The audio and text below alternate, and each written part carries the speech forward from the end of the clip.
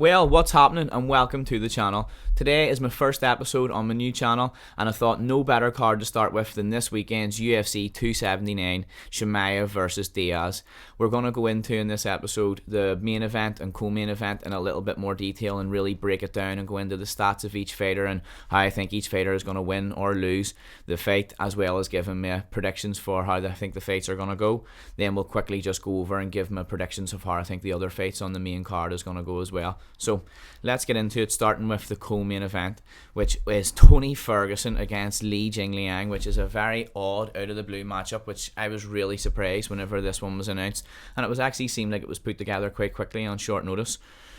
Which is maybe a good thing for Tony Ferguson because he has been training a little bit more, and you've seen there that he's moved to a new camp in Jackson's MMA. I don't know if he's moved there full time, but he has said that he had been doing a lot more training there and trying new things like getting more sparring in, which is something that he said he hasn't done for about 4 years. I've seen a media day that he said he's been lifting a little bit more weights and things like that. So I think I'm trying all these new things like moving up the welterweight and trying to fill out a little bit more and getting sparring in, as he knows he needs to do something to rejuvenate his career. And moving up the welterweight and facing Li Jingliang is not something that I seen coming, and is a dangerous fight for him because Li can really, really bang with his hands, and I think it's a dangerous fight for him. But well, this is the fight that he has taken, so let's get into our tail of the tape here and we can break down the stats a little bit more. So we've got Li Jingliang with a record of 19-7 versus Tony Ferguson with a record of 26-7. So similar enough records, just with a little bit more experience for Tony Ferguson, especially within there a little bit more like main events and things like that. So a little bit more experience than Li, but similar enough records. Their last four is what kind of separates them a little bit more.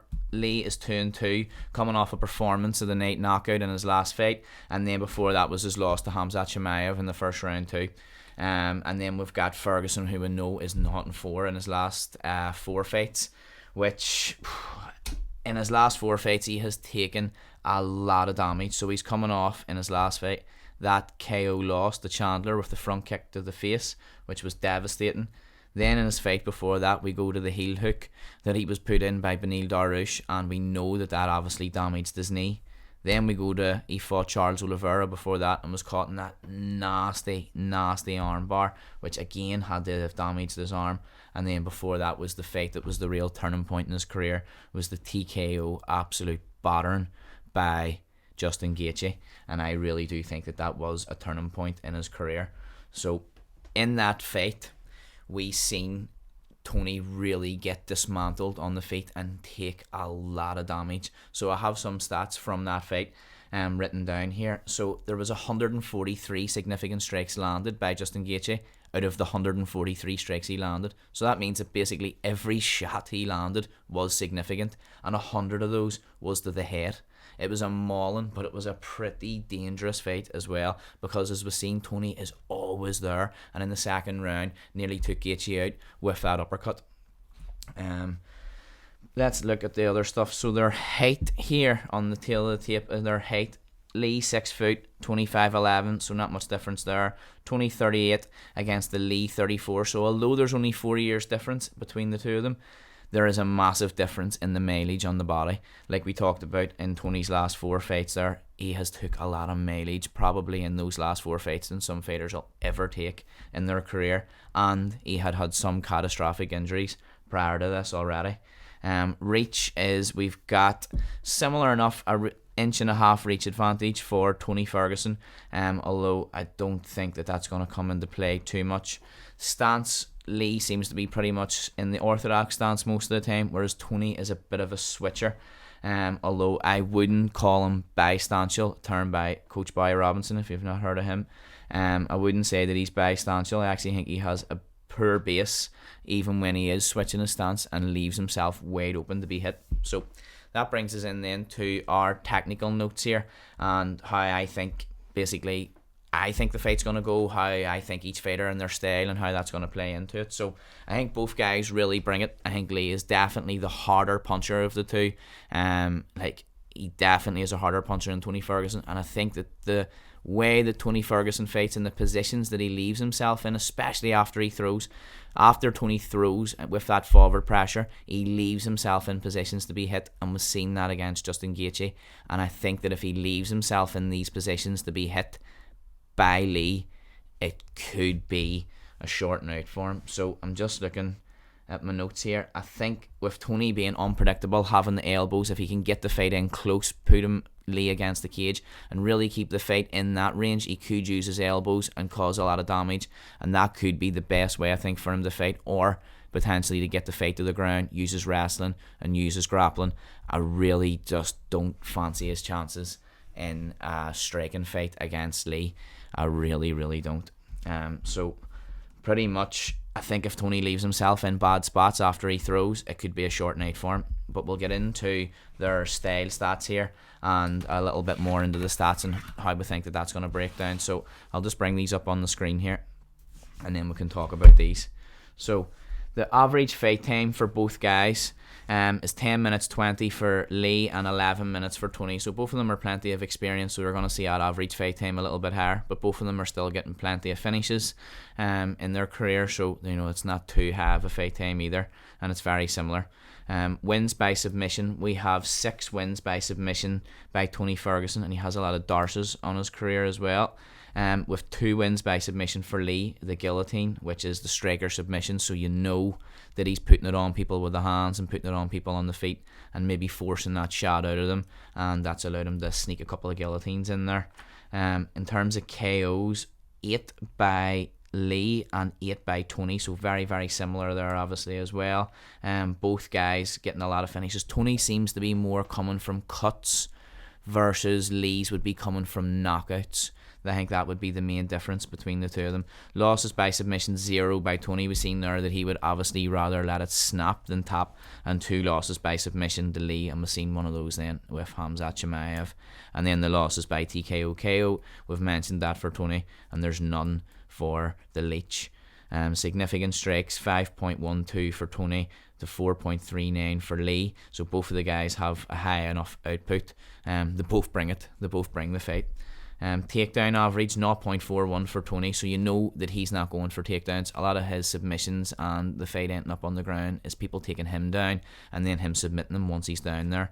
1.27 for Lee as well. I don't think that he's going to be looking for too much takedowns against Tony Ferguson.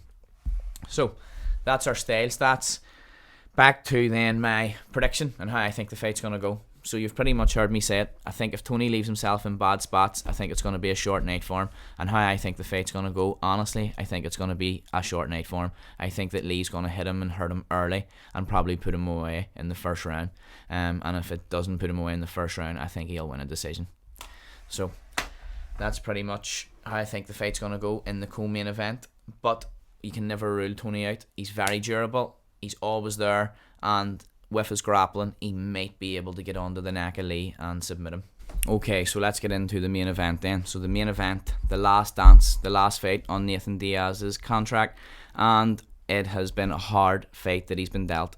They're always difficult to deal with, not being Uncle Dana's biggest fan, Dana not really being his biggest fan, and always being difficult to deal with in negotiations. I think that this being his last fight, that this is kind of screw you fight, and here you go, you're taking on the biggest, scariest prospect that we've seen in the UFC. So I think it's going to be a tough ask for Diaz. I really do think Khamzat's the real deal, and I don't see anywhere that Diaz is going to be really better than Khamzat, although you just can never rule the Diaz brothers out. They're always dangerous. They have a ton of experience. They're so durable. Cardio for days. That's what makes this fight so exciting, although I do think Khamzat's heavy hands, heavy wrestling is just going to be a little bit too much for him. But that's what we're tuning in for. This is going to be an exciting fight. I'm not a big fan of the matchup, but I'm excited to see how it's going to go. So let's get into the tail of the tape here and start breaking it down a little bit more. So we've got an 11-0 undefeated record for Khamzat against a 21-13 for Diaz. So with Diaz's 13 losses, although yes, it does seem like a lot, with each loss he seems to nearly grow in popularity. We'll have those memorable moments that he talks about in the fight, like a fight against Edwards. The most memorable moment was the end of it, whenever he was there right at the end and almost took him out at the end. So those 13 losses, yes, don't look great on a record, but have done nothing in terms of his popularity. Last 4-0 for Khamzat. He took on the number 2 guy in the world in Gilbert Burns in his last fight. A thrilling fight, back and forth fight. His coaches say that he was a little bit reckless and they thought that he maybe could have took Burns out. He did seem a little bit reckless in that fight, and I think if he gets pulled into being reckless in this fight, that could play into Diaz's hands. 1-3 for Diaz in his last 4. His last fight was against Leon Edwards, and like I said, those memorable moments was that last bit whenever he had him rocked in the last minute of the fight, so you can never count him out. They're similar enough in their height, 6'2" and 6 foot. Age, again, that's what separates them. You've got the prospect versus the veteran. 28 years old for Khamzat Chimaev and 37 years old for Diaz. So a couple of interesting stats on this. When Diaz fought McGregor the first time, that is when Khamzat actually just made his MMA debut. And then when Diaz was fighting on The Ultimate Fighter, Khamzat was only 13 years old. So interesting enough there. Their stance, Khamzat's a switcher. He likes to switch his stance. He likes to get that right hand forward, right foot forward, so he can start lacing in the power jab, get his strong hand forward for a strong jab. Plus, he probably wrestled right foot forward as well. So he likes to switch his stance up a lot. Diaz is a more pure southpaw, but he actually does well against southpaws and against switchers. The shot that he caught Leon Edwards, that slap hook to the backhand, he caught McGregor it, he caught Michael Johnson. He's caught a lot of people with it, especially southpaws, so he has a lot of experience against southpaws and he does well against them. So I don't think that when Khamzat is switching, that's going to throw him off too much, even if it is bringing Khamzat's power side forward. So a bit more into the technical notes then, and how I think the fight's going to go. So in the striking, like I've said, Khamzat is definitely the more powerful striker. I think he's going to do more damage with his strikes, and I think he has the potential to actually put Diaz away with his strikes as well.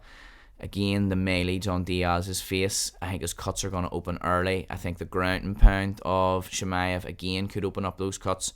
Diaz does have good boxing, and like I said, if he can pull Chimaev into a brawl and get him reckless like the way he was against Burns, that could play into his hands, especially as the fight goes on and maybe he's a little bit more tired, because as we know, Diaz just doesn't get tired. In the grappling, we know Diaz puts the pressure on, comes at you, likes to push you against the fence, but I just don't see him being able to do that to Chimaev. I don't think he'll be able to physically push him back. I don't think he'll be good enough on the fence to be able to control him. I think Khamzat's just going to be more skilled and stronger on the fence and be able to control the fight there.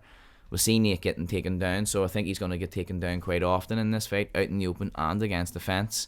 The grappling, Diaz is dangerous, as we know, on the ground, with lots of submissions. Khamzat has a few submissions, but I think what's most dangerous is his top pressure and his ground and pound. But let's pull up the style stats here, and we'll get into it a little bit more. So I'll just pull them up here. So we've got the style stats of the main event, and we've got an average fight time of 5 minutes and 35 seconds then for Khamzat. Again, a lot of finishes in his career against the 11-23 of Diaz, who also has a lot of finishes but a lot more experience and has seen the 5th round quite a few times.